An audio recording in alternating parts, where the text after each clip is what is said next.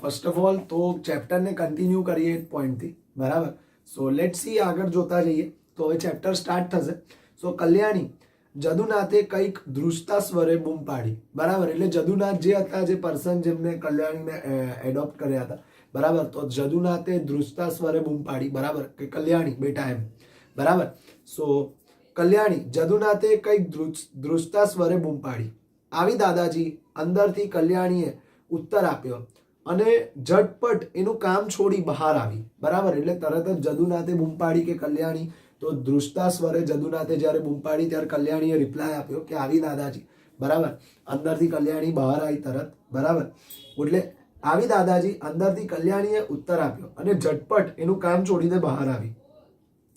એટલે જદુનાથે જદુનાથ એક aged person હતા અને એમને એક ધ્રુજતા સ્વરે જ્યારે બૂમ પાડી કે કલ્યાણી, તો કલ્યાણી તરત જ બહાર આવી દાદાજી કરીને, બરાબર.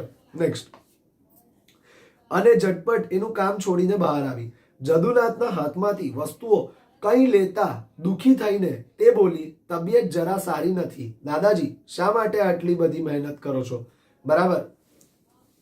એટલે જદુનાથના હાથમાંથી અમુક વસ્તુઓ એને પાછી લઈ લીધી અને કન્સિડર કર્યું કે એટલે અહીંયા આપણે જે કન્સિડર કરી શકીએ છીએ કે જદુનાથના હાથમાંથી વસ્તુઓ લઈ લેતા દુઃખી થઈને તે બોલી, તબિયત જરા સારી નથી દાદાજી, શા માટે આટલી બધી મહેનત કરો છો, બરાબર. એટલે જદુનાથ પાસેથી દરેક વસ્તુઓ થોડી એના હાથમાંથી અમુક વસ્તુઓ લઈ લીધી અને તે દુઃખી થઈને બોલી, બરાબર, કે તમારી તબિયત આટલી સારી નથી દાદાજી, તો શા માટે આટલી બધી મહેનત કરો છો, બરાબર. એટલે એ જ વસ્તુ એમને કન્સિડર કરી કલ્યાણીએ, બરાબર. હવે આગળ શું લખ્યું છે? દર્દને દબાવી જદુનાથ ફિક્કું હસ્યો, બરાબર. એને કલ્યાણીને ત્યાં આગળ બોલાવી. એટલે જ્યારે કલ્યાણી અંદરથી આવી તો એના હાથમાં વસ્તુઓ લેતા જદુનાથના હાથમાંથી વસ્તુઓ લેતા દુઃખી થઈ ગઈ અને તે બોલી, તમારી તબિયત જરા સારી નથી, તો શા માટે આટલી બધી મહેનત કરો છો. એટલે અમુક વસ્તુઓ જદુનાથના હાથમાં હતી તો એ પાછી લઈ લીધી કલ્યાણી અને તે બોલી કે તમારી એજ ફેક્ટર અફેક્ટ કરે છે, તમારી તબિયત સારી નથી, તો આ બધું કેમ તમે આટલી મહેનત કરો છો, આટલી હાર્ડશિપ કેમ કરો છો, લાવ તમારું કામ હું કરી દઈશ, બરાબર. તો હવે દર્દને દબાવીને જદુનાથ ફિક્કું હસ્યો. એટલે ત્યાં આગળ થોડુંક જદુનાથને હસવું આવ્યું, બરાબર. એના દર્દને દબાઈ રહ્યો હતો, બરાબર. એટલે ડેફિનેટલી આપણે કહીએ ને કે દર્દને દબાવવું એટલે આપણે જ્યારે આપણું દર્દ કોઈનાથી છુપાઈએ છીએ, સો that is a kind that કે જદુનાથ પણ એ જ બધી વસ્તુઓ કરી રહ્યો હતો, બરાબર. સો લેટ સી આગળ જો શું લખ્યું છે. હવે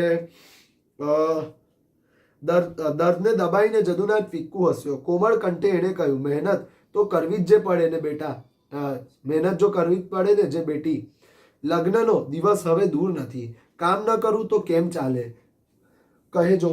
એટલે શું, હવે તારા લગ્ન બહુ જલ્દી થવાના છે, બરાબર. જો હું કામ નહીં કરું તો હવે તો કેવી રીતે ચાલશે, તો મારો આધાર સ્તંભ તું હતી આટલા વર્ષથી, બરાબર. So that was something easy for me. એટલે મારી માટે ઘણું બધું ઇઝી હતું, પણ હવે તો જ્યારે તું લગ્ન કરીને તારા સાસરે જતી રહીશ, બરાબર, તો તે વખતે હું કેવી રીતે પછી કન્સિડર કરીશ, અને તારા લગ્ન પણ થવાના છે. એટલે લગ્નના ઘરમાં તો કેટલું કામ હોય, એટલે હું કામ કરી લઉં છું. લેટ સી હવે શું રિપ્લાય આવ્યો. કલ્યાણીનું મોં પડી ગયું. કશું બોલ્યા વગર બધી વસ્તુઓ લઈને ચૂપચાપ એ અંદર ચાલી ગઈ. એને જતી જોઈ ને જદુનાથે એક નિશ્વાસ મૂક્યો ને પછી ધીરે ધીરે એ અંદર આવી બેઠા, બરાબર. એટલે ઓલમોસ્ટ આ સિચ્યુએશન સમજાય જ્યારે એમને કલ્યાણીને, તો કલ્યાણીને એમની સામે જો કંઈ રિપ્લાય ના આપ્યો, પણ એમનું મોઢું પડી ગયું હતું, કારણ કે પોતરી જાણતી હતી કે હવે અમુક દિવસમાં જ્યારે એના લગ્ન થશે ત્યારે એને એના દાદાજીને છોડીને જવું પડશે, બરાબર. પણ આ દાદાજી કેમ બન્યા, કેવી રીતે બન્યા, બરાબર. આ પૌત્રીને જ્યારે એમને પાળી પોષીને મોટી કરી, એની પાછળની કહાની શું છે, એનું રહસ્ય શું છે, એ તો ચેપ્ટરના મધ્યમાં આવશે. This was a speciality of Kunnika Kapadia. એટલે આ એમની સૌથી સ્પેશિયાલિટી કન્સિડર કરવામાં આવે છે, બરાબર. નેક્સ્ટ જોતા જઈએ. એને જતી જોઈને જદુનાથે એક નિશ્વાસ મૂક્યો અને પછી ધીરે ધીરે અંદર આવી બેઠા. જીવનની પાનખર હવે આવી પહોંચી છે. સૂકા થઈ ગયેલા આ ખખડધજ વૃક્ષને વળી ઢળી પડવાને હવે વાર નથી રહી, બરાબર. એટલે વિચારતા હતા કે મારી જીવનનો પાનખર આવી ગયો છે, બરાબર. મારી જીવનનો એન્ડ આવી ગયો છે. C, every person in the life has some golden duration and every person's life one day end. It is a bitter truth. એટલે આ વસ્તુ યાદ રાખજો. લાઈફમાં દરેક પર્સનનો ક્યારેક ને કંઈક એન્ડ નિશ્ચિત છે, બરાબર. Human life is a mortal. દરેક પર્સન કેટલો પણ હેલ્ધી, કેટલો પણ પરફેક્ટ હશે, પણ એની લાઈફ એક ના એક દિવસ એન્ડ અપ થવાની છે. એ બહુ સાચી વાત છે અને એક્સેપ્ટ કરવું જ પડશે બધા. કોઈની પાસે કોઈ ઓપ્શન નથી, બરાબર. ઓકે, આપણે કેટલું પણ ગેઇન કરી રહ્યા છે, આપણે કેટલા પણ આગળ સક્સેસફુલી ઇમ્પ્લિમેન્ટ થઈ રહ્યા છે, but there is a one day which is a and day of our life, બરાબર. એ આપણી લાઈફનો એન્ડ છે અને આ વસ્તુ આપણને બહુ જ સારી રીતે એક વસ્તુ સમજાવે છે, દેટ ઇઝ અ મૂવીઝ. એ સમજાવે છે કે દરેક વસ્તુનું એક ના એક દિવસ બિગિનિંગ હોય છે અને દરેક વસ્તુનું એક ના એક દિવસ એન્ડ હોય છે, બરાબર. દરેક વસ્તુનું એક બિગિનિંગ થાય છે અને એ જ વસ્તુનું એક ના એક દિવસ એન્ડ અપ થાય છે, બરાબર. સો આ બધી વસ્તુઓ આપણને બહુ ટેકનિકલ અને ટિપિકલ મેનર્સમાં જે એક્સપ્લેન કરે છે, that is only the movies, બરાબર. સો લેટ્સ સી, હવે આગળ જોતા જઈએ. એવે ટાણે હવે એને લાગ્યું કે હવે તો મારો એન્ડ નિશ્ચિત છે, બરાબર. એટલે જે જીદુનાથ જે છે, બરાબર, આપણે વાત કરીએ કે જીદુનાથ જે આપણે કહી શકીએ, તેમને લાગ્યું કે હવે મારો એન્ડ નિશ્ચિત છે. ઓકે, નેક્સ્ટ આગળ જોતા જઈએ. સો એ પછી શું કીધું? એવે ટાણે જે જાણે અચાનક પાણી સિંચીને એમને કોઈ નવજીવન આપવાના પ્રયત્નો કરી રહ્યું છે. પાણી ઓછું પડે ત્યારે આંસુ સારીને મૂળિયાને જીવતા રાખવાના અથાગ પ્રયાસો આદરી રહ્યું છે. જીદુનાથનું મન ખિન્ન થઈ ગયું, બરાબર. હવે આ સિચ્યુએશનમાં એમને એવું લાગ્યું, એવે ટાણે જે જાણે અચાનક પાણી સિંચીને એમને કોઈ નવજીવન આપવાના પ્રયત્ન કરી રહ્યું છે. પાણી ઓછું પડે તો આંસુ સારીને મૂળિયાને જીવતા રાખવાના અથાગ પ્રયાસો આદરી રહ્યું છે. જીદુનાથનું મન ખિન્ન થઈ ગયું. એટલે એ વિચારતા હતા કે હવે તો મારી જિંદગીનો પાનખર આવી ગયો, બરાબર. The old age, the end is near by me, બરાબર. એ જીદુનાથ એવું વિચારતા હતા કે મારો અંત જે છે એ બહુ નજીક છે, બરાબર. અને એ જ વસ્તુને લીધે આપણે કહી શકીએ કે એમના માઇન્ડમાં એ વસ્તુ કન્સિડર થતી હતી, પણ એ વસ્તુને કોઈ નવજીવન આપી રહ્યું હતું. એ થિંકિંગ, એ આઈડિયોલોજીસને કોઈ એન્ડ અપ કરવાનો ટ્રાય કરતું હતું. એ છે એમના પૌત્ર, બરાબર, કલ્યાણી. એ વસ્તુને એ એન્ડ અપ કરવાનો ટ્રાય કરી રહ્યા હતા, બરાબર. એટલે કે ને કે વૃક્ષને આગળ વધવા માટે જેમ એ પાનખરમાં પણ વૃક્ષને ટકાવી રાખવા માટે આપણે પાણી આપતા રહીએ છીએ, જરૂર પડે તો આપણા આંસુથી આપણે એને પાણી આપીએ છીએ અને મૂળિયા એના મજબૂત કરીએ છીએ. મૂળિયા એટલે કે રૂટ્સ, બરાબર. વૃક્ષના રૂટ્સ આપણે મજબૂત કરીએ છીએ. બિલકુલ એવી રીતે કલ્યાણી જે છે અત્યારે, બરાબર, એ ચાહે છે કે એમના જે દાદાજી છે એટલે કે જીદુનાથજી છે એ લાંબુ જીવે, બરાબર. એ જીવે હજી, બરાબર. ભલે એમના મનમાં એવું થાય છે કે હવે મારી પાનખર આવી ગઈ છે, પણ હજી પણ એક લાંબુ એક આયુષ્ય ભોગવે. એ વસ્તુ કલ્યાણીના માઇન્ડસેટમાં ધીરે ધીરે થાય છે. સો લેટ્સ સી, આગળ જોતા જઈએ. સો હવે લખેલું છે કે જીદુનાથનું મન ખિન્ન થઈ ગયું. એટલે હવે એમનું મન છે ને ખિન્ન થઈ ગયું, બરાબર. એ વિચારતા હતા કે હવે લાઈફમાં શું થશે નેક્સ્ટ. 16 વર્ષ પહેલાની વાત એમને નજર સમક્ષ તારવરવા લાગી. એક દી વહેલી સવારે નદી કિનારે ફરવા જતા મળેલા એક તરતા જન્મેલા બાળકને કેવળ અનુકંપાથી પ્રેરાઈને એ ઘેર લાવ્યા હતા, બરાબર. એટલે એક દિવસ છે ને એ સવારે ઉઠ્યા, 16 વર્ષ પહેલાની વાત છે, અને એ નદી ફરવા નીકળ્યા હતા. તો ત્યાં આગળ નદી કિનારે એમને એક બાળક મળ્યું તરતું, અને અનુકંપાથી પ્રેરાઈને એ ઘરે લાવ્યા હતા. અને બાળકની એમને એક ચિંતા થઈ, એ બાળકની હાલત એવી ગંભીર હતી. એ જોઈને એમને એવું થયું કે આ બાળકને હવે હું જ પાડી પોસીને મોટું કરીશ. એ બાળક એ કલ્યાણી, બરાબર. આગળ જોઈએ. પોતે તો જીવનમાં 50 વર્ષ સુધી એકલરામની બેફિકર મસ્ત જિંદગી ગાળી હતી, પણ હવે પણ એમના પર જે મમતા રાખતા હતા એ તમામ પર શ્રદ્ધા રાખીને એ પેલી બાળકીને પોતાની સાથે લઈ આવ્યા હતા, બરાબર. હવે સૌથી પહેલા છે ને 50 વર્ષની વય સુધી જીદુરામે એકલવાય જિંદગી જીવી, બરાબર. એમને ટોટલી એકલા જીવ્યા. ઓકે, એટલે એકલવાય જે મનમાં આવે એ પ્રમાણે જીવ્યા, બરાબર. અને એ જ વસ્તુ એમની પર જે લોકો મમતા રાખતા હતા, જે લોકો એમની પર પ્રેમ રાખતા હતા, એમને કન્સિડર કર્યા, એ લોકો વિચાર્યું કે આ લોકો મારો સાથ સહકાર આપશે જ, અને એ બધું નક્કી કરીને એ બાળકીને પોતાની જોડે ઘરે લઈ ગયા, બરાબર. કારણ કે બાળકીની હાલત એમનાથી જોવાય નહીં, અને એમને નક્કી કર્યું કે આ બાળકીને ઉછેર હવે હું જ કરીશ, બરાબર. લેટ્સ સી, હવે આગળ જોઈએ. સો પહેલા નંદુબહેન, રેવાબહેન, કાશીમાં સૌ કેટલા ભલા હતા, પણ એમાંથી કોઈએ એ બાળકને રાખવાની કે પાડવાની હા પાડી નહોતી. હા ઘસીને સ્પષ્ટ ના પાડી દીધી હતી. ઉપરથી એક બે કડવા વચનો પણ સંભળાવ્યા હતા, જાણે બાળકના જીવનના મૂલ્ય મા બાપની કાયદેસરતા પર જે અવલંબેલા હતા. જીવન તરીકે ત્યાં કોઈ સ્વીકાર નહોતો, બરાબર. એટલે એમની જોડે ઘણા બધા એવા હતા, એકલા રહેતા હતા વ્યક્તિ, બરાબર, જે જીદુનાથ જે હતા, બરાબર. એ જીદુનાથ એકલા રહેતા હતા, અને એમની જોડેના ઘણા બધા જે હતા, જેમ કે રેવાબહેન હતા, નંદુબહેન હતા, કાશીમાં હતા, આ બધા જોડે વાત કરી કે તમે આ બાળકીને પાળી પોષીને મોટી કરો. તો એ લોકોએ એનો સાથ સહકાર ના આપ્યો, એ લોકો એને સપોર્ટ ના કર્યો, બરાબર. હા તો ના જ પાડી, પણ સ્પષ્ટપણે ના પાડી દીધી, ના પણ બહુ સ્પષ્ટ રીતે પાડી, અને એવું કીધું કે કાયદેસર એના જે મા બાપ હોય એને પાળી પોષીને મોટી કરે, અમે શું કરવા કરીએ. હવે જો આ સિચ્યુએશનમાં એમને બહુ જ સારું કામ કર્યું જીદુનાથે, જીવનનું આઈ થિંક સો બહુ મહત્વનું કામ છે, બરાબર. બિકોઝ એક બહુ સિમ્પલ વાત તમને કહી દઉં, એક ઓલ્ડ પર્સન અને એક સ્મોલ ચાઇલ્ડ, આ બે કેવા છે કે જેમની પાસે કોઈ સપોર્ટ નથી હોતો, બરાબર. તો એમના સપોર્ટ બનવું બહુ ઇમ્પોર્ટન્ટ છે લાઈફમાં. તમને પણ ક્યારેક કંઈક ઓપોર્ચ્યુનિટી મળે, મને નથી ખબર કોણ કઈ પોઝિશન પર જવાનું છે, કોણ શું અચીવ કરવાનું છે લાઈફમાં, પણ જ્યારે પણ કોઈક સારી ઓપોર્ચ્યુનિટી તમને તમારી લાઈફમાં મળે, તમે બહુ સારી પોઝિશન પર જતા રહો, બરાબર. આ જો લોકોને જોઉં છું, બર્થડે હોય છે, કંઈ પણ હોય છે, તો they are celebrating on a large scale. કરો, ખોટું નથી, બરાબર.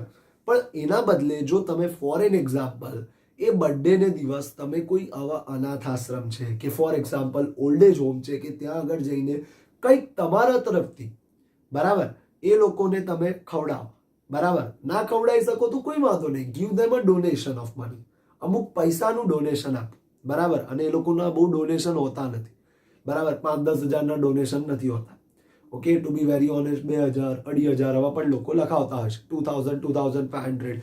એ ડોનેશનમાં એ લોકોને જમાડે છે, એ લોકો, બરાબર, જમાડે, ઓકે. અને એમાં પણ જો આપણે એવું જ કહેવાનું કે અમે બહારથી કશું લાવતા નથી, અમે અહીંયા જ તમને પૈસા આપીએ છીએ જમાડવા, બરાબર. અમારા તરફથી આ વસ્તુ તમે જે બનાવો એ દિવસે અમને બોલાવજો, અમે અમારી રીતે પીરસીને જમાડીશું. એ પરમિશન પણ તમને મળે છે, બરાબર. આટલું બધું હું ફ્રેન્કલી કહી શકું છું, બિકોઝ અમે પાસ્ટમાં બધી વસ્તુઓ કરેલી છે, બરાબર. મેં તમને કીધી હતી આ વસ્તુ, ફતેહસિંહ અનાથ આશ્રમ જે આર્ય કન્યા વિદ્યાલય પાસે છે, ત્યાં આગળ પણ અમે લોકો જતા હતા, બરાબર. એના પછી જે એક ઓલ્ડ એજ હોમ છે જે ફતેહગંજ સાઈડ છે, બરાબર. એ ફતેહગંજમાં જે ઓલ્ડ એજ હોમ આવે છે, ઓલમોસ્ટ ફતેહગંજ સાઈડ તમે 7 Seas સર્કલ જે આપણું જે છે ત્યાંથી તમે રાઈટ સાઈડ જતા રહેશો નિઝામપુરા વાળા પાર્ટમાં, તો નિઝામપુરામાં એક ઓલ્ડ એજ હોમ છે, બરાબર. તમને મળી જ જશે, મેઇન રોડ પર છે, નાના ઘર જેવું છે.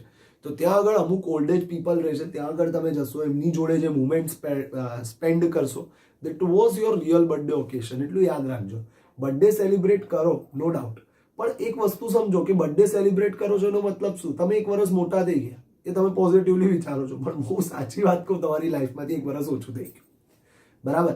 એટલે બર્થડે એક આપણો એ ડે છે, એક સ્પેશિયલ ડે હોય છે આપણો, વી આર બોર્ન, એન્ડ આપણે દર વર્ષે એક નવું થિંકિંગ રાખીએ છીએ કે યસ મારો બર્થડે છે, બરાબર. અને હું પ્રે કરું છું કે નેક્સ્ટ યર મારું આના કરતાં પણ બેસ્ટ જાય, બરાબર. એ આપણું થિંકિંગ હોય છે. પણ બર્થડે ને દિવસે આ બધી વસ્તુઓ કરો, બરાબર. એ જે તમે જશો ને તમારી પ્રેઝન્સ જે લોકો જોશે, બરાબર. ઓલ્ડ એજ પીપલ પણ જે જોશે તમારી પ્રેઝન્સ, દે ફીલ ગ્રેટ, એ લોકોને બહુ સારું લાગશે. આ જે અનાથ બાળકો જોડે જ્યારે તમે રમશો, એમને તમારા હાથથી પીરસીને જમાડશો, બરાબર, ઓકે. એટલે તમારા હાથે એમને પીરસશો, એ વસ્તુ જોઈને તમને પણ રિયાલિટી જે લાગશે, બહુ રિયલીમાં તમને એવું લાગશે કે we are so much lucky that we have a roof with us. Parents આપણી રૂફ છે, બરાબર. એ રૂફ જે આપણી જોડે અવેલેબલ છે, એટલે આપણે બહુ લકીયર છે, બરાબર. લાઈફમાં દરેક વસ્તુ, દરેક પ્રોબ્લેમ્સ આપણે શેર કરી શકીએ છીએ કોઈની જોડે, બરાબર.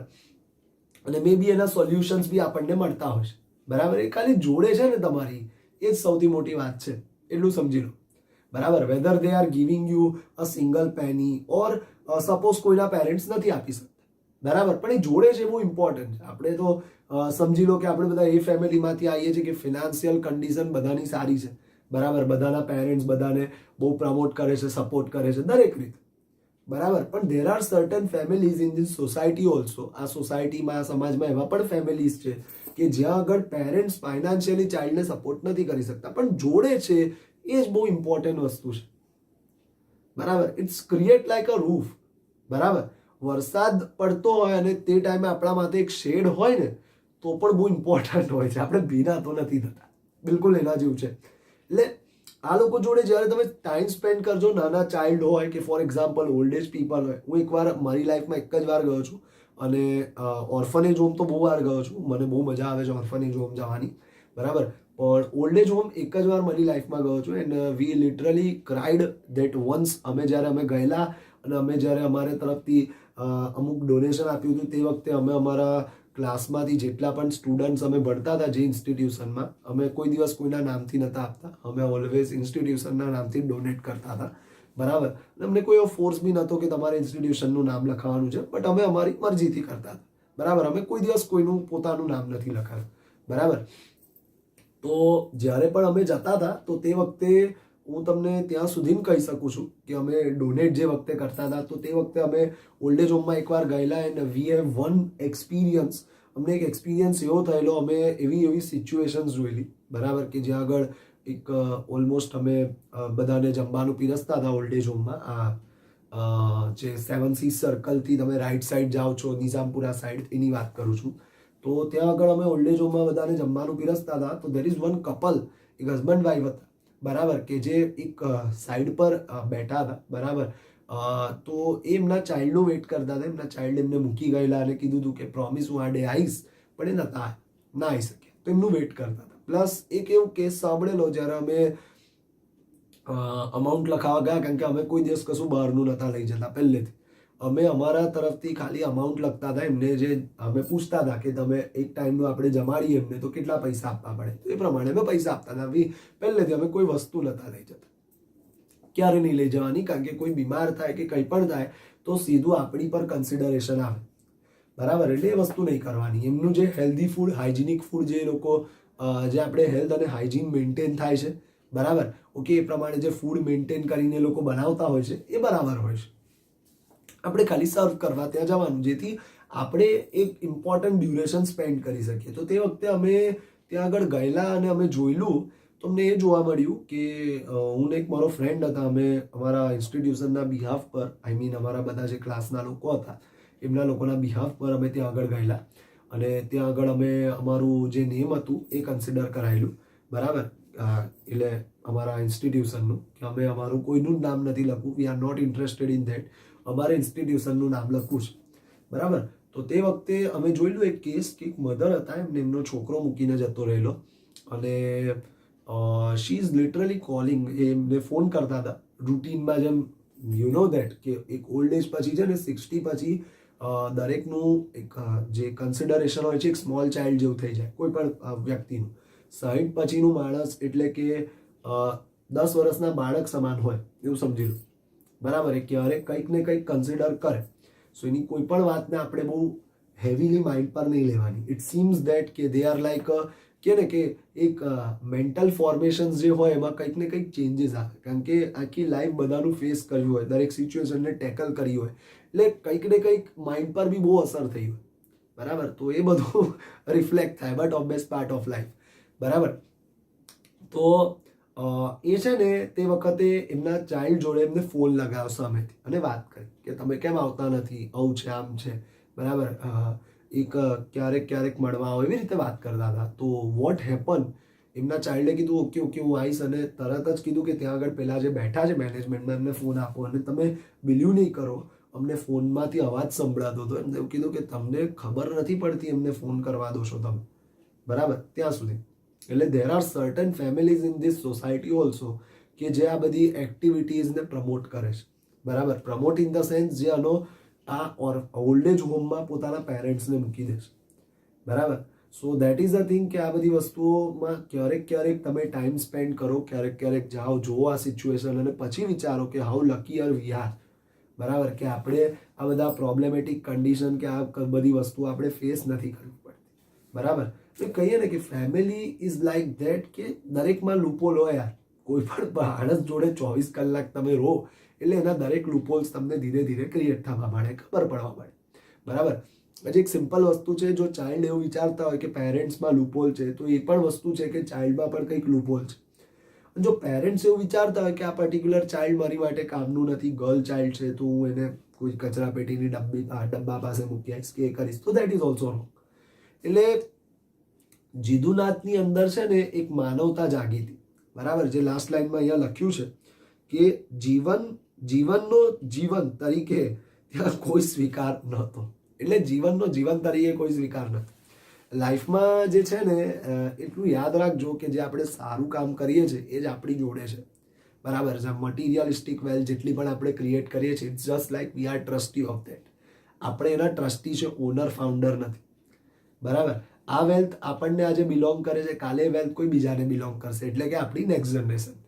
બરાબર. So it's not like that કે બધી વેલ્થ આપણી જોડે આવવાની છે. કોઈ દિવસ જોયું છે કે કોઈ માણસ પાસે કરોડો રૂપિયા હોય, જવાનો ટાઈમ નજીક આવે તે વખતે એક ચેક બનાવી દે બધી જ અમાઉન્ટનો, બેંક બેલેન્સ, શેર બેલેન્સ, બરાબર, શેર કેપિટલ બધું નક્કી કરાવી દે, ગોલ્ડની અમાઉન્ટને બિલકુલ એ અમાઉન્ટનો ભારોભાર એક ચેક બનાવી દે અને ચેક બનાવીને ગજવામાં મૂકીને સુઈ જાય, ભગવાન હું આવ્યો, ત્યાં આગળ પૈસા વાપરીશ. બરાબર. તો એ વસ્તુ તો પોસિબલ નથી. So it seems that we are like trustee of this wealth and not the owner of this wealth. Owner નથી, આપણે ટ્રસ્ટી. જે મહાત્મા ગાંધી બહુ પ્રમોટ કરતા હતા, બટ એકચ્યુઅલીમાં આ વર્ડ સાથે જ્યારે મેં એક્ઝામ્પલ મૂક્યો તો તમને આ બધું સમજ પડી હશે. બરાબર. ઓકે. બાકી એવું લાગ્યું હશે કે આ સાહેબ કંઈક આસ્થા ચેનલની વાત પર જતા રહ્યા છે. બરાબર. પણ ટુ બી વેરી ઓનેસ્ટ, આ એક વર્ડ જે લખ્યો હતો કે જીવન તરીકે ત્યાં કોઈ સ્વીકાર નહોતો, એટલે એનો વસ્તુ મેં સમજાય કે આજના સમાજમાં અમુક લોકો એવા છે જે જીવન તરીકે સ્વીકાર નથી કરતા. બરાબર. દરેક વસ્તુમાં લૂપોલ નાખે છે. પણ તમે જ્યારે કોઈ તમારી પાસે પોતાની પ્રોબ્લેમ લઈને આવે તો ઓનેસ્ટલી એક વસ્તુ યાદ રાખજો કે એના એંગલથી વિચારજો, તમને પોતે એનો આન્સર મળી જશે. બરાબર. પોતે એનો આન્સર મળી જશે, તમારે એને પૂછવો નહીં પડે. તમે તમારી પાસે કોઈ પણ પર્સન પ્રોબ્લેમ લઈને આવે ને તો એને પૂછજો કે રિયલ સિચ્યુએશન શું છે. પછી આજે માની લો કે તમને એવું લાગે છે કે પર્સને કરવું જોઈએ, તો એને એડવાઇસ ના આપશો એ વસ્તુની, એને પૂછો કે તમે આવું કેમ ના કર્યું. બરાબર. એટલે પોતે જ એનો આન્સર કહી દેશે. એટલે આ એક બહુ સિમ્પલ વસ્તુ છે. સો નેવર સીમ્સ લાઈક ધેટ કે દરેક પર્સનની એક સિચ્યુએશન હોય છે, એક ડ્યુરેશન હોય છે ને, કોઈ સ્ટેગ્નન્ટ નથી હોતો લાઈફ ટાઈમ. આ વર્લ્ડમાં એટલું યાદ રાખજો. બરાબર. કંઈ પણ વસ્તુ લાઈફ ટાઈમ નથી. બરાબર. દરેક વસ્તુ એકના એક દિવસ ચેન્જ થાય છે. Change is the nature of this world, Bhagavad Gita. બરાબર. પરિવર્તન સંસાર કા નિયમ હે. દરેક વસ્તુમાં કંઈક ને કંઈક ચેન્જ આવે છે. આ વર્લ્ડ કોઈ દિવસ કોઈ સ્ટેગ્નન્સી પર નથી. આજે પણ આ કોવિડ ડ્યુરેશન ચાલે છે, પણ આ ડ્યુરેશન્સ કેટલા ટાઈમની અંદર એન્ડઅપ થવાનું છે આપણને કોઈને પણ નથી ખબર. બરાબર. મે બી એવું પણ બની શકે કે જે અત્યારે લોકોનું પ્રિડિક્શન્સ છે રિગાર્ડિંગ ધીસ કે આટલો ટાઈમ હજી લાગશે, હજી આટલા મંથ્સ લાગશે, હજી આટલું બધું થશે, મે બી એટલો ટાઈમ થાય કદાચ, પણ એટલો ટાઈમ ના પણ થાય. બરાબર. વિધિન ધેટ એ બધું ચેન્જ પણ થઈ જાય. So it is like that. બરાબર. કે change is the nature of this world. આ વર્લ્ડનો નેચર છે ચેન્જ. બરાબર. એટલે જીવન જે આપણે કહીએ છીએ ને કે જીવન તરીકે ત્યાં કોઈ સ્વીકાર નહોતો. બરાબર. એટલે આ બધા જે હતા, નંદુબેન હતા, રેવાબેન હતા, કાશીમાં હતા, આ બધા જીવન તરીકે સ્વીકાર નહોતા કરતા. બરાબર. જીદુનાથને બધું યાદ આવવા લાગ્યું. બધેથી જાકારો મેળવીને નિરાશ હૈયે અસુજ મને એ ઘેર પાછા ફર્યા હતા. બરાબર. એ ઘરે પાછા ફર્યા, કારણ કે આ તો એક બાળકી હતી. સૌથી ઇમ્પોર્ટન્ટ આ લાઈફમાં શું છે, ગર્લ ચાઇલ્ડને બ્રોટઅપ કરવાનું. બરાબર. પહેલાં પણ અઘરું હતું, અત્યારે પણ એવું જ અઘરું છે. બરાબર. જે લોકો ગર્લ ચાઇલ્ડને બ્રોટઅપ કરે છે, વેલ સેટ કરે છે, definitely salute to all of them.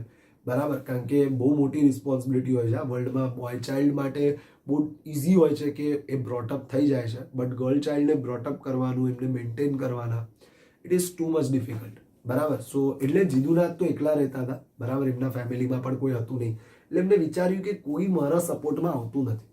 બરાબર. કોઈ ફિમેલ એગ્રી નથી આ ચાઇલ્ડને બ્રોટઅપ કરવામાં, બરાબર. સો હું કરું તો શું, એટલે નિરાશ બને એ ઘરે પાછા આવ્યા. હવે શું થયું જો, પોતાના પરિચિતોમાં પોતે જે શ્રદ્ધા આરોપી એ કેવળ આ અજ્ઞાનનું જે બીજું સ્વરૂપ હતું એવું સ્પષ્ટ સમજીને નંદભાઈ ગયેલી આશાએ એ પાછા ફર્યા ત્યારે બપોર પડી ગઈ હતી, બરાબર. એટલે એમને એવું થયું કે મેં જે શ્રદ્ધાનું બીજ રોપ્યું હતું બધાને જે શીખવાડ્યું હતું કે જીવનના મહત્વ શું છે, જીવનનું મૂલ્ય શું છે, આઈ થિંક સો એ બધું ખોટું હતું. જીદુનાથને એવું લાગ્યું કે બધી સિચ્યુએશન ખોટી હતી, કે જે મેં બધાને એક્સપ્લેનેશન આપ્યું હતું રિગાર્ડિંગ ધ લાઈફ, કે જિંદગીનું મહત્વ શું છે, બરાબર. જિંદગીમાં જે કહીએ છીએ ને હાથે ને સાથે, બરાબર. એટલે શું કે જે સારા કામ આપણે કરીશું એ જ આપણી જોડે આવવાના છે, એ જ બધી વસ્તુઓ યાદ રહેવાની છે, બરાબર. એટલે તમે વિચારો અકબર ને આ બધા જે બેસ્ટ કિંગ્સ બની ગયા અત્યાર સુધીના, બરાબર. ગાંધીજીનો ફોટોગ્રાફ આવે છે નોટ પર, બરાબર. એમને થોડી થઈ ગયો યાર, ઓકે. એ લોકોને એમને થોડી યાદ કરવામાં આવે છે. હિસ્ટ્રી મુગલ્સમાં સૌથી વધારે અકબરને યાદ કરે છે. એનું reason that dedication towards their job, એમના કામ પ્રત્યે એમનું ડેડિકેશન હતું, જે ટાસ્ક એ પરફોર્મ કરતા હતા એમનું ડેડિકેશન હતું, બરાબર. મહાત્મા ગાંધી જે ઇમ્પોસિબલ વસ્તુને પોસિબલ કરી, જે રિયાલિટીમાં શક્ય નથી. બહુ સાચી વાત કહું છું, ફ્રીડમ મળવો એ બહુ આસાન વસ્તુ નથી, બરાબર. તમને એવું લાગે છે, કદાચ એવું પણ લાગતું હશે કે ફ્રીડમ મેળવવું બહુ સિમ્પલ વસ્તુ હતી, બરાબર. બહુ જ સિમ્પલ અને બહુ જ ઇઝીયર વસ્તુ હતી. તો કોઈ દિવસ તમે બ્રિટિશર્સના બેસ્ટ કે તે વખતના કોઈ ફ્રીડમ ફાઇટરની બુક વાંચજો એટલે તમને ઘણું બધું જાણવા મળશે કે તે વખતની સ્ટ્રેટેજી શું હતી. આ લોકોએ અત્યારે પણ આપણને ફ્રી ના કર્યા હોત, બરાબર. Seems like that. અને બધાનું કન્ટ્રીબ્યુશન હતું. સરદાર પટેલ, જવાહરલાલ નહેરુ, પછી આ આપણા એમની જોડે જે હતા મહાત્મા ગાંધી, સરદાર પટેલ, જવાહરલાલ નહેરુ અને આપણા એ જેમ પાકિસ્તાનના સૌથી પહેલા પ્રાઇમ મિનિસ્ટર જીના, બરાબર. આ લોકોનું બધાનું કન્ટ્રીબ્યુશન હતું. ડેફિનેટલી મોહમ્મદ અલી જીનાનું પણ હતું, પણ જીનાને પ્રાઇમ મિનિસ્ટર બનવું, એટલે પ્રાઇમ મિનિસ્ટર બનવાના કન્સિડરેશનમાં એમને એવું વિચાર્યું મને ઇન્ડિયાનો પ્રાઇમ મિનિસ્ટર બનાવો.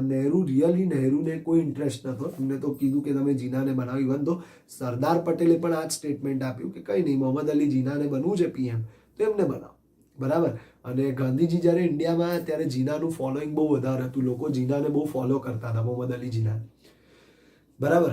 સો બનાવો એમને, કોઈ પ્રોબ્લેમ નથી. પણ as a Hindu economy, Hindu community, આપણી હિન્દુ કન્ટ્રી હતી અને મુસ્લિમ કમ્યુનિટીનો પીએમ બને એ લોકોને એક્સેપ્ટ ના થાય. એ વસ્તુ ગાંધીજી જાણતા હતા અને એ જ વસ્તુને લીધે એમને જીનાને કન્સિડર ના કર્યો. અને જીનાને કન્સિડર ના કર્યો એટલે જીના એવું વિચાર્યું કે મને પીએમ નથી બનાવતા, હું મારી સેપરેટ કન્ટ્રી બનાવી દઈશ. અને તમે એ જ રીઝન છે કે આજે પણ પાકિસ્તાનની કરન્સી નોટ પર મોહમ્મદ અલી જીનાનો ફોટોગ્રાફ છે. જો આ બધી વસ્તુઓ કરવી હોત ને તો જવાહરલાલ નહેરુ માટે પણ બહુ ઇઝી હતી કે પોતાનો ફોટોગ્રાફ લગાવી શકતા હતા કરન્સી નોટ પર, કરી શકતા હતા, બધું જ પોસિબલ હતું. સિસ્ટમ એમની હતી, બરાબર. પણ એ લોકોએ ના કર્યું. વી આર જસ્ટ બ્લેમિંગ ધેમ. આપણને તો ખબર બી નથી, એ ટાઈમે તો આપણો બોર્ન બી નહોતો થયો, આપણે તો જાણતા બી નથી. પણ બે ચાર લોકોના વર્ડ સાંભળીને, બે ચાર ઘણી બધી વાતો સાંભળીને આપણે એમને બ્લેમ કરવા બેસી જઈએ છીએ. પણ એમની જે રિયાલિટી પર બુક્સ લખી છે એ બધી બુક્સ તમે વાંચો તો તમને ઘણું બધું સાંભળવા મળશે, બરાબર. ઘણી બધી વસ્તુઓ શીખવા મળશે.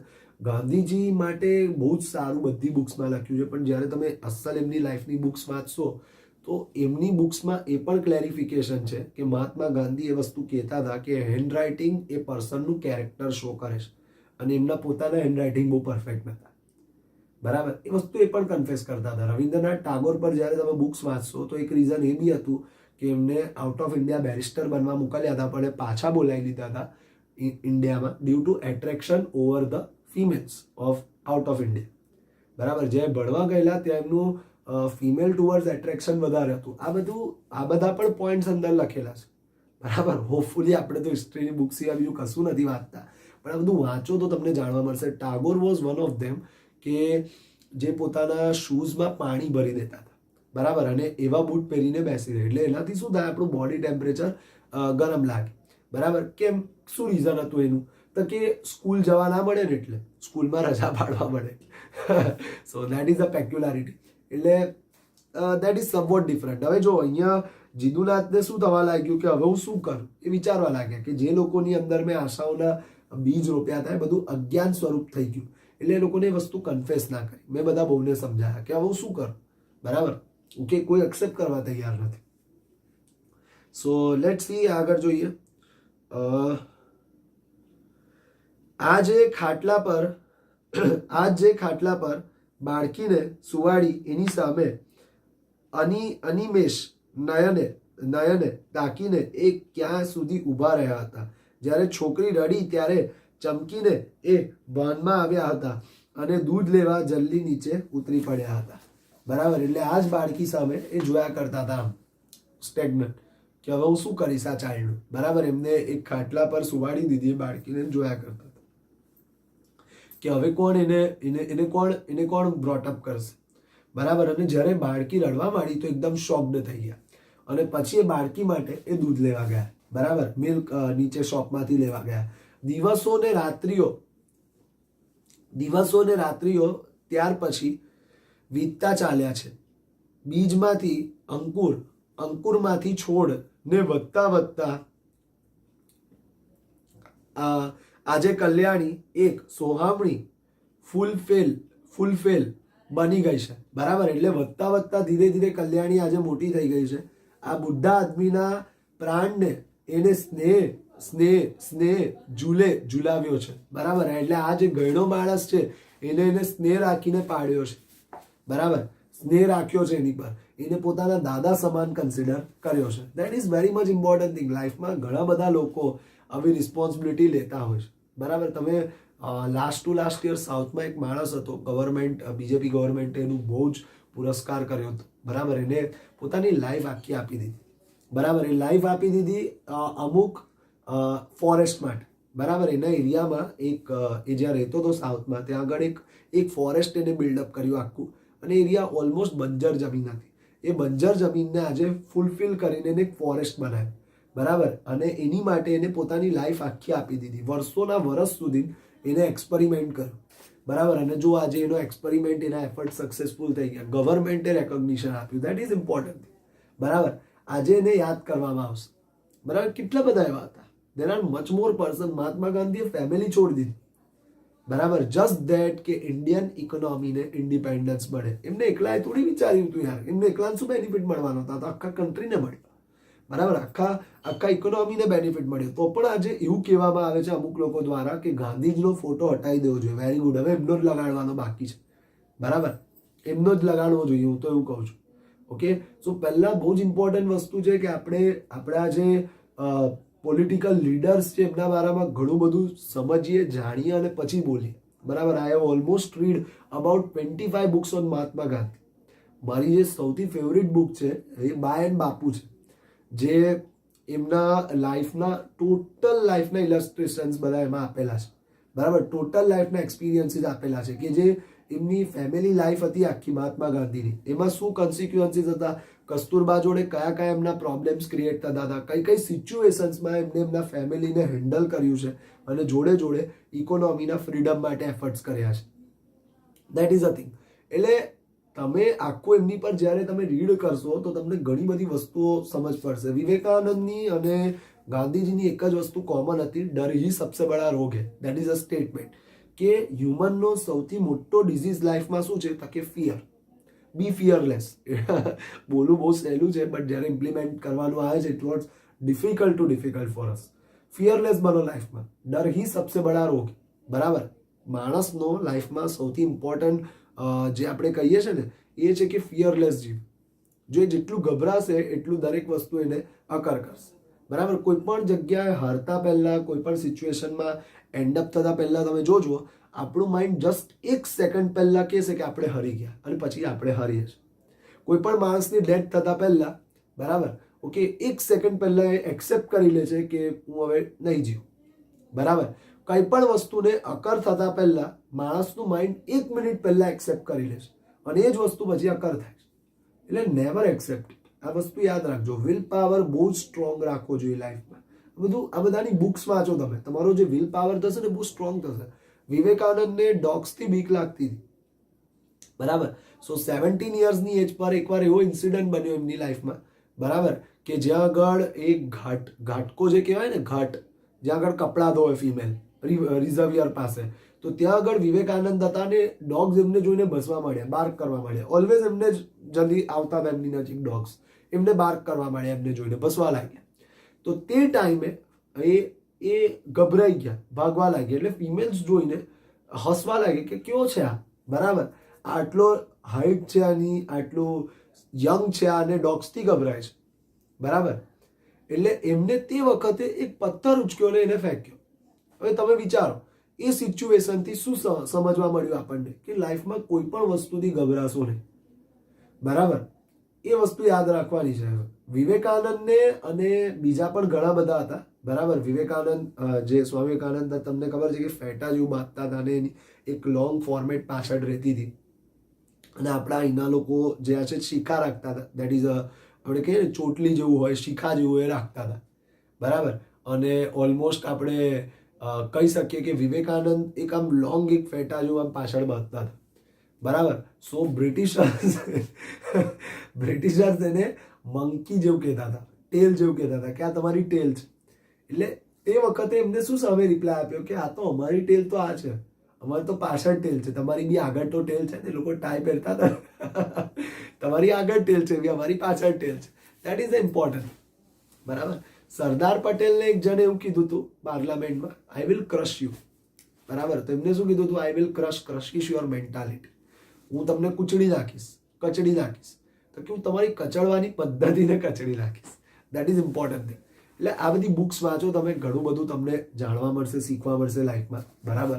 આપણી તો લાઈફ હજી સ્ટાર્ટ થઈ છે ઓલમોસ્ટ, એવું કહી શકાય. તમારી એજ પર તો લાઈફ સ્ટાર્ટ થાય, બરાબર. તો આપણને કંઈક શીખવા મળે, જાણવા મળે. આ નોલેજની એજ છે, જેટલું બને એટલું ગેઇન કરવું, એ જ બધું જોડે આવવાનું છે, બરાબર. એ જ બધું તમને આગળ જતાં સક્સેસફુલ બનાવશે. સો લેટ સી હવે એમના માઇન્ડસેટમાં પાછું એવું થવા માંડ્યું કે હવે શું કરીશું. એટલે ડે બાય ડે ઓલમોસ્ટ એ વિચારતા એમને સિચ્યુએશન એક્સેપ્ટ કરી લીધી અને કલ્યાણીને બ્રોટઅપ કરી. હવે કલ્યાણી મોટી થઈ ગઈ. કલ્યાણી કોઈ પરાઈ કન્યા છે, બરાબર. ઓકે. હવે જો ઝીણી એની કાળજીને લઈને એમને અવશ બનાવી મૂક્યા છે, બરાબર. એટલે હવે વિચારવા લાગ્યા. એટલે હવે ઝીણી એની કાળજી ને લઈને એમને અવશ બનાવી મૂક્યા છે. એટલે હવે વિચારવા લાગ્યા કે હું મારી કલ્યાણીની કાળજી કરવા લાગ્યા, એમની ડોટરની, બરાબર. કલ્યાણી કોઈ પરાઈ કન્યા છે, કુળ કે ઘરબાર વગરની, માતા પિતાથી ત્યજેલી કન્યા છે. એ વાત સમયલી સ્મૃતિ સરખી થઈ ગઈ છે, બરાબર. એટલે કલ્યાણી કોઈ પરાઈ કન્યા છે, એટલે કોઈ પરાઈ કન્યા છે કે કુળ કે ઘર બાર વગરની, માતા પિતાની ત્યજેલી કન્યા છે. એ વસ્તુ હવે ટાઈમ સાથે જૂની થઈ ગઈ, બરાબર. કે છે ને time always has all the solution. જ્યારે લાઈફમાં કંઈ પણ સમજ ના પડે તો ટાઈમ પર છોડ દો, ટાઈમ પાસે બધા જ સોલ્યુશન છે, બરાબર. સો હવે આગળ આજે કલ્યાણીના દેહ પર વડ વસંત ફૂલની મહેક પ્રગટી ઉઠી છે, પણ એના જીવનની તમામ કડીઓ જાણે જુદે માર્ગે જઈને આખરે દાદાના અસીમ સ્નેહ સાગરને જે વિલીન થાય છે, બરાબર. એટલે એ વસ્તુ એ છેલ્લે જ કહે છે કે આજે હું જે પણ કંઈ છું એ મારા દાદાજીને લીધે છું, કે જેમને મને બ્રોટઅપ કરી, જેમને મારો ઉછેર કર્યો, બરાબર. તો આ બહુ ઇમ્પોર્ટન્ટ વસ્તુ અહીંયા સમજાય છે. ઓકે. ચેપ્ટર ઘણો લાંબો છે અને આપણે ઘણા બધા પાર્ટ્સમાં કરવાનો છે. અને આમાં કુન્નિકા કાપડિયાનું લખવાનું એવું છે બોઈસ કે આપણે એને બહુ જ એક્સપ્લેન ડિટેલમાં પણ કરીએ તો પણ કંઈક ઓછું છે, બરાબર. એમને બહુ બધી વાતો બહુ ઓછા વર્ડ્સમાં લખી દેતા હતા. That is the speciality. એટલે આ લેખિકાની સ્પેશિયાલિટી હતી, બરાબર. ઓકે. સો અહીંયા આપણો આજનો સેશન કમ્પ્લીટ થાય છે, બટ આવતીકાલે આપણે કન્ટિન્યુ રહીશું આ જ પોઈન્ટ સાથે. અને આવતીકાલે હું તમને અકાઉન્ટ્સ કરાવીશ જોડે. આજે તો ગુજરાતીમાં જ આપણે ઘણો બધો ટાઈમ સ્પેન્ડ કરી દીધો, બટ આવતીકાલના ડ્યુરેશન્સમાં ટેન્યોરમાં આપણે અકાઉન્ટ્સ પણ કરીશું. અને અકાઉન્ટ્સમાં હું તમને પેલા જે લેઝર પોસ્ટિંગના પોઈન્ટ્સ છે એ પણ કરાવીશ. પણ યાદ રાખજો, તમારે જોડે એ પણ રેડી કરવાનું છે. એસાઇનમેન્ટ જે આપણું સબમિશન ઓલમોસ્ટ ડન થઈ ગયું છે, એમાંથી એક સ્ટુડન્ટે તો બતાવી દીધું છે, પણ બીજા જણે પણ એ કમ્પ્લીટ કરી દેવાનું છે. આખું પેન્ડિંગ કંઈ પણ ના રાખતા, કારણ કે બુક્સ હું ચેક કરીશ પર્સનલી. એક જણની તો મેં જોઈ લીધી, ઓલમોસ્ટ ડન છે, બરાબર. પણ બીજાને પણ કહી દઉં કે પેન્ડિંગ કશું જ ના રાખતા, બરાબર. સો અહીંયા આજનું આપણું સેશન એન્ડ અપ થાય છે students. So we conclude officially. Thank you very much. See you at the next lecture.